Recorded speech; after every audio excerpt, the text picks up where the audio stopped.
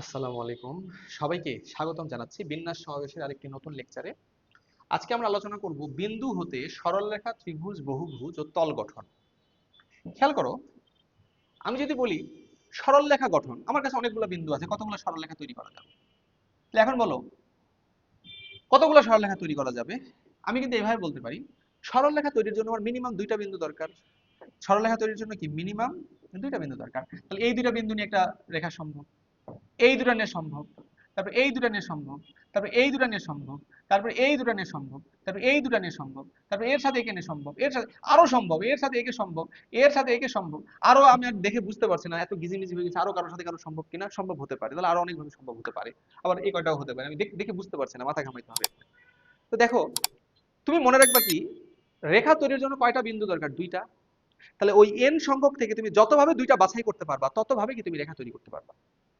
বাছাই, তাহলে এন সংখ্যক থেকে দুইটা বাছাই করা যায় কত? NC2 উপায়ে। তাহলে খেয়াল করো,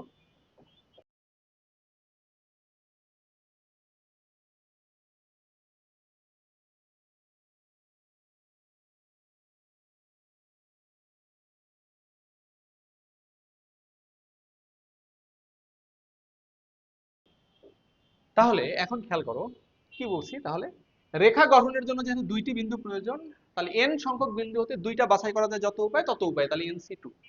তবে অবশ্যই বিন্দুগুলোকে কি হতে হবে? সমরেখ হওয়া যাবে না। যদি সমরেখ হয়, তিনটা যদি একই তলে হয়, তাহলে কি আর সম্ভব বলো? এটা এটা এটা একই রেখা তো হচ্ছে, তাহলে তখন কেস কি হবে সেটা আমরা একটু পরে দেখবো। ত্রিভুজ গঠনের জন্য যেহেতু তিনটি বিন্দু প্রয়োজন, তাই এন সংখ্যক সমরেখ নয় এরকম থেকে তিনটা বাছাই করা যায় NC3 উপায়, তাহলে ত্রিভুজও তৈরি করা যায় NC3 উপায়। চতুর্ভুজের জন্য চারটা দরকার, তাহলে কি হবে? NC4। আর তল গঠনের জন্য যেহেতু ন্যূনতম তিনটা বিন্দু দরকার, তাহলে কি হবে? NC3 উপায়ে তল গঠন করা যায়। এখন আসো, বিন্দুগুলো যদি সমরেখ হয় তখন খেয়াল করো,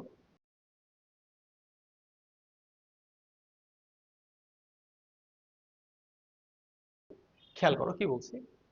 এন সংখ্যক বিন্দুর মধ্যে যদি এক্স সংখ্যক বিন্দু সমরেখ হয়, তাহলে সরলরেখা তৈরি করা যাবে। আমি ফার্স্টে NC2 সিলেক্ট করব, সেখান থেকে ওই যে সমরেখাগুলো থেকে কয়টা বিন্দু আসছে XC2 বিয়োগ করব। আর মনে রাখবা, রেখার ক্ষেত্রে লাস্টে একটা এক যোগ করতে হবে, বাকিগুলোর ক্ষেত্রে এক যোগ করতে হবে না। তাহলে আমি যদি বলি ত্রিভুজ, তাহলে কি হবে? NC3 minus XC3, NC4 minus XC4। আর যদি এন সংখ্যকের মধ্যে এক্স সংখ্যক বিন্দু সমতলীয় হয়, তখন NC3 মাইনাস XC3, এটা হবে আমাদের অ্যান্সার। চলো আমরা একটা এক্সাম্পল করি, তাহলে বুঝতে পারবো। দেখো, প্রথম প্রশ্নে কি বলছে, 12টি বাহু বিশিষ্ট একটি সমতলে কৌণিক বিন্দুগুলোর সংযোগ রেখাতে কতগুলো সরলরেখা তৈরি করা যাবে? সরলরেখা তৈরি করা যাবে কত? 12C2। যেহেতু সরলরেখার জন্য মাত্র দুইটা বিন্দু সিলেক্ট করা দরকার, বাছাই করা দরকার, তাহলে 12টা থেকে দুইটা বাছাই করা যায় কত উপায়? 12C2। ত্রিভুজ, ত্রিভুজের জন্য তিনটা বিন্দু বাছাই করলে হবে, তিনটা বিন্দু দিয়ে ত্রিভুজ তৈরি করা যায়, যেহেতু এখানে কেউ কারো সমতলীয় মানে সমরেখ বলে নাই, তাহলে কি হবে? 12C। আর এটা কি হবে? চতুর্ভুজের জন্য চারটা, 12C4। এই হবে আমাদের অ্যান্সার। ঠিক আছে, চলো আরেকটা প্রশ্ন দেখি। কি বলছে, একটি সমতলে 15টি বিন্দু আছে, এদের মধ্যে 5টি বিন্দু একই সরল রেখায়, মানে 5টা বিন্দু কি সমরেখ। তাহলে কি বলছে? সরল রেখা। মনে কি বলেছিলাম, সরল রেখার জন্য লাস্ট একটা এক যোগ হবে, বাকিগুলোর ক্ষেত্রে যোগ হবে না। তাহলে সরল রেখা কি হবে? 15টা বিন্দু, তাহলে 15C2 মাইনাস 5টি বিন্দু সমরেখ, তাহলে মাইনাস 5C2 যোগ একটা কি হবে? এক। ত্রিভুজের ক্ষেত্রে, ত্রিভুজের ক্ষেত্রে 15C2, সরি ত্রিভুজ 15C3, তিনটা বিন্দু মাইনাস 5C3, এটাই হবে আমাদের অ্যান্সার। ওকে, আশা করছি সবাই এটা বুঝতে পেরেছি।